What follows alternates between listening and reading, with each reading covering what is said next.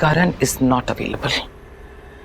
वो move on कर चुका है, वो माहिरा के साथ खुश है, इसीलिए करण का पीछा छोड़ दो। ये मेरी आखिरी वार्निंग है तुम्हारे लिए।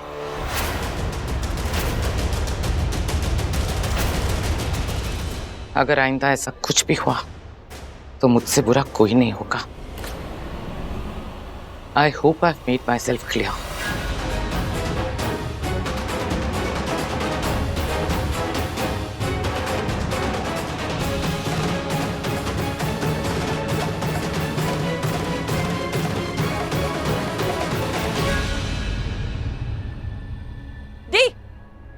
दी रुको रुको दी, एक क्या है?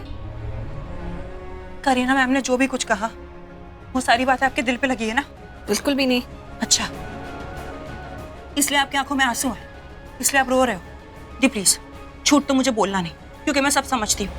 करण सर किसी और के होने जा रहे हैं, इसलिए आपको तकलीफ हो रही है ना? नहीं, मुझे कोई तकलीफ नहीं हो रही। दी अब तो झूठ मत बोलो यार, प्लीज एक्सेप्ट कर लो कि आपको तकलीफ हो रही है। कर तो रही हूँ कि मुझे तकलीफ नहीं हो रही। मुझे क्यों होगी तकलीफ? क्योंकि करण सर और आप एक दूसरे के लिए बने हो, और देखना आखिर में आप ही एक दूसरे को मिलोगे। कहानियां मत बुझा सृष्टि। मैं करण अगर मेरे लिए बना होता तो आज उसके नाम की मेहंदी मेरे हाथों में लग रही होती, मायरा के हाथों में नहीं लग रही होती।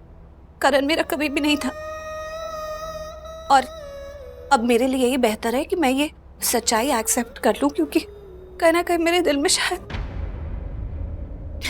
आज मेहंदी हो रही है, कल शादी होगी, और मेरे लिए बहुत ज़रूरी है कि मैं इस रियलिटी को एक्सेप्ट करूं, और उसके लिए मैं ये मेहंदी का फंक्शन होते हुए देखना चाहती हूँ। मैं अपनी आंखों से देखना चाहती हूँ कि करण कैसे माहिरा के हाथों में अपने नाम की मेहंदी लगाता है।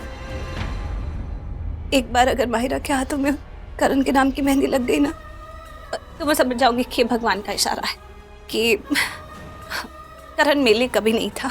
हाँ, तूने सही कहा कि मुझे बहुत तकलीफ हो रही है, लेकिन अब मुझे इस तकलीफ को बढ़ाना नहीं है, घटाना है, कम करना है, इससे बाहर आना है। और उसके लिए बहुत इम्पोर्टेंट है कि मैं ये सब देखूं, ताकि मुझे रियलाइज हो जाए कि रियलिटी क्या है और मैं उसे एक्सेप्ट करूं। समझ गई?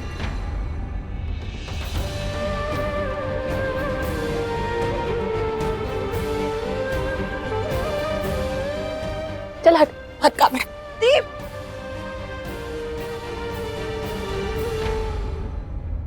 भगवान जी, मेरी दी बहुत तकलीफ में है, बहुत दर्द में है।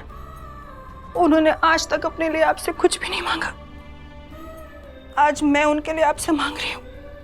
प्लीज मेरी दी को वो दे दीजिए जो उनका है, जो उनके लिए बना है। करण सर मेरी दी के लिए बने हैं, वो सिर्फ उन्हीं के हैं। प्लीज प्लीज भगवान जी, करण सर को मेरी दी की जिंदगी में वापस ले आओ, प्लीज प्लीज प्लीज।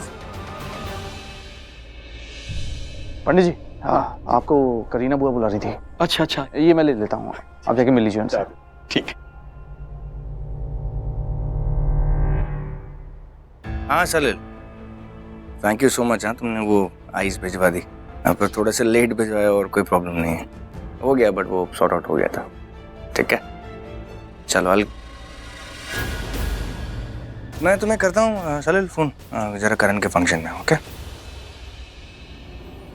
ऋषभ जी, आप किसके साइड हैं? मतलब साफ है, आज करण की मेहंदी का फंक्शन है और यहाँ पर आप अरोराज की हेल्प कर रहे हैं, उनकी प्रॉब्लम सॉल्व कर रहे हैं। क्यों?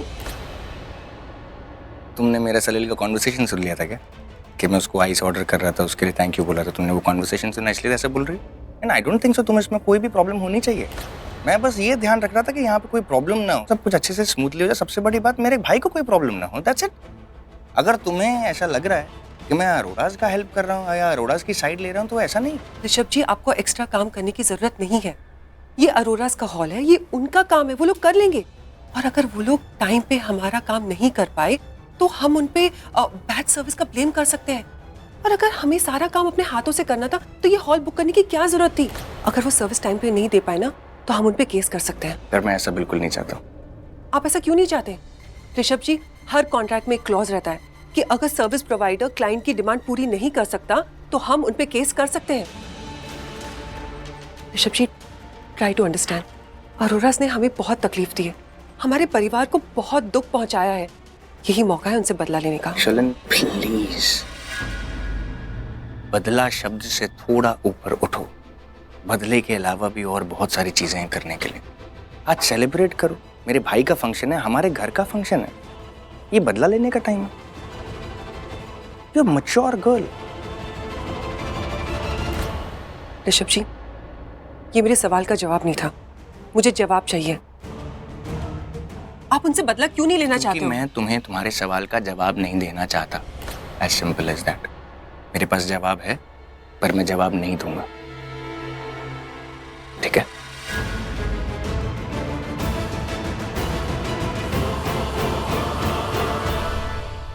ऋषभ भी ना एक प्रॉपर हस्बैंड की तरह बिहेव कर रहा था। और शलन, तुझे क्या हो गया? तू क्यों वो टिपिकल वाइफ की तरह बिहेव कर रही है, जिसे सब कुछ पता है कि उसका हस्बैंड क्या कर रहा है, लेकिन फिर भी अपने हस्बैंड को कुछ नहीं बोल रही। ऋषभ तो मेरा हो गया है, लेकिन आज भी इसके दिल में उन अरोरास के लिए एक सॉफ्ट कॉर्नर है। जब देखो तब उनकी मदद करता रहता है, उनकी प्रॉब्लम सॉल्व करता है। लेकिन कोई बात नहीं, आज मेहंदी के फंक्शन खत्म होने से पहले शर्लिन को ऐसा बड़ा धमाका कर देगी कि ये ऋषभ लूथरा इन अरोरास के अगेंस्ट हो जाएगा।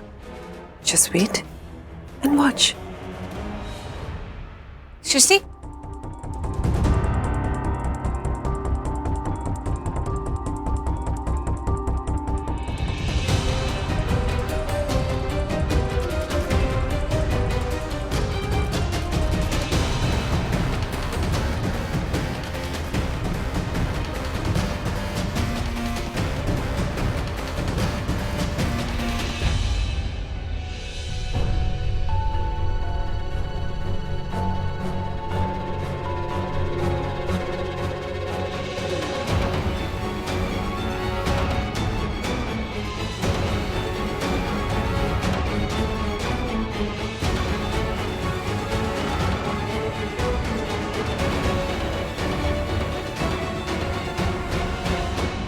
दी कितनी उदास लग रही है। ऑब्वियसली दी की जगह कोई और लड़की होती जिसकी आंखों के सामने उसका प्यार किसी और का हो रहा होता तो वो भी ऐसी ही उदास होती। पर दी का कहना भी सही है, अगर करण सर और दी एक दूसरे के लिए ही बने हैं तो करण सर के नाम की मेहंदी किसी और के हाथ में क्यों लगने जा रही है? उस मेहंदी पे तो प्रीता दी का हक होना चाहिए ना।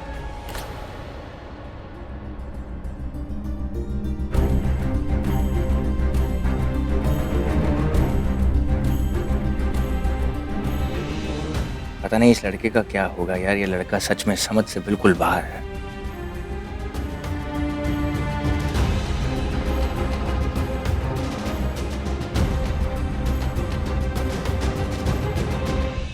देखिए भाभी, करण कितना खुश लग रहा है। ऐसा लग रहा है कि वो भी ये शादी करना चाहता है। मेहंदी खुद ले आ रहा है। I am so happy. By the way, Ramona ji कहाँ है? मैंने रमोना जी और दादी को अंदर जाते हुए देखा। ये दोनों लूथरा भाइयों की किस्मत सच में बहुत खराब है। दोनों हमेशा किसी और से प्यार करते हैं, लेकिन उसे बोल ही नहीं पाते। ऋषभ ने तो इस डर से नहीं कहा कि कहीं उसकी दोस्ती ना टूट जाए, और ये करण, उसने इसीलिए नहीं कहा कि कहीं उसकी नाक ना टूट जाए। इस करण के लिए तो दुनिया में सबसे बड़ा उसका ईगो ही है। मुझे तो लगता है कि उसका ईगो ही सबसे बड़ा दुश्मन है उसका।